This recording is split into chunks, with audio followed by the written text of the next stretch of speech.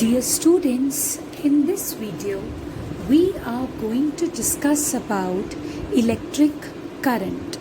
I already told you that electric current means the ordered flow of charges, the flow of charges in a particular direction. If you will see a conductor, suppose this is a conductor, this is its cross section, then we know that conductor already has lots and lots of free charge carriers, like free electrons. Those free electrons are randomly moving here and there. Okay, actually what is the actual microscopic picture? That this is some conductor. Every matter is made up of so many atoms. It is made up of so many atoms. Now in those atoms, in the orbits of those atoms, the electrons are revolving. You know that the outermost electron will act as a free electron. Why? Because it's able to revolve around any atom. It is moving in the lattice. It's not able to leave the lattice because there is positively charged nucleus also. So it cannot leave that lattice, but what is happening, that they are continuously moving, right? So when these electrons are moving, mark my words, they are moving in random directions, in a random order. Like few of them will be moving here, few of them will be moving there. So there is no such particular direction. That means electrons are not constituting any current, right? Electrons at that time are not constituting any current.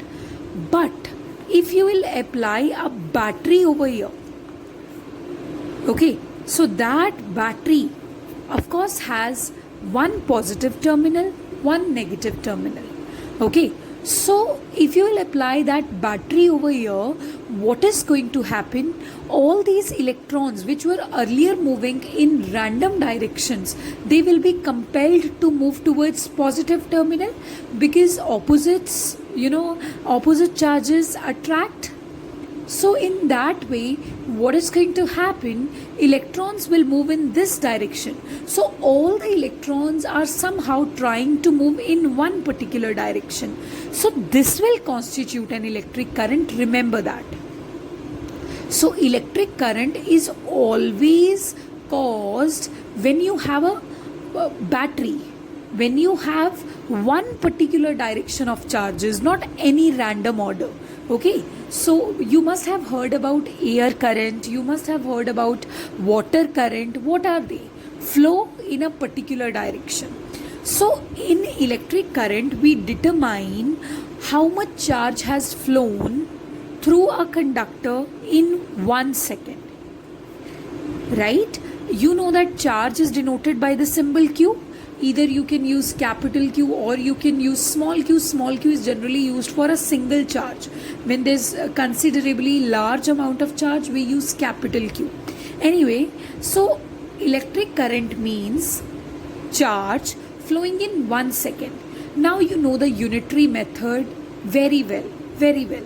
Suppose if in t seconds, this is a conductor which is connected to a battery. Suppose in t seconds, how much charge has flown? Q charge has flown. So in 1 second, how much charge would have flown?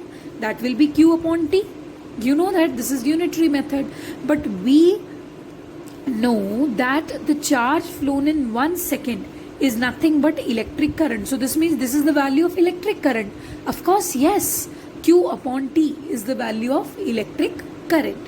Electric current is denoted by symbol I.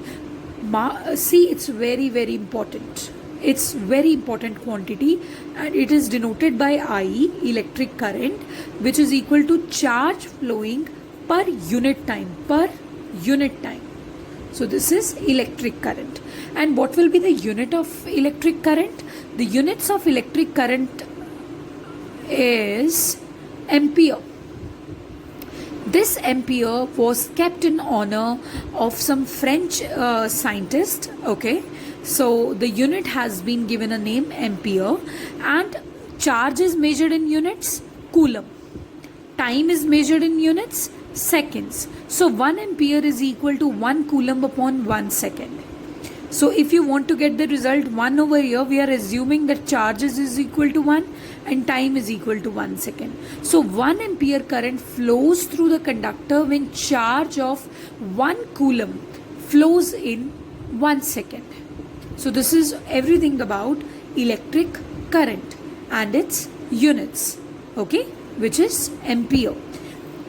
Ampere is one of the basic quantities given by SI. SI has given 7 basic quantities, so ampere is one of them, okay.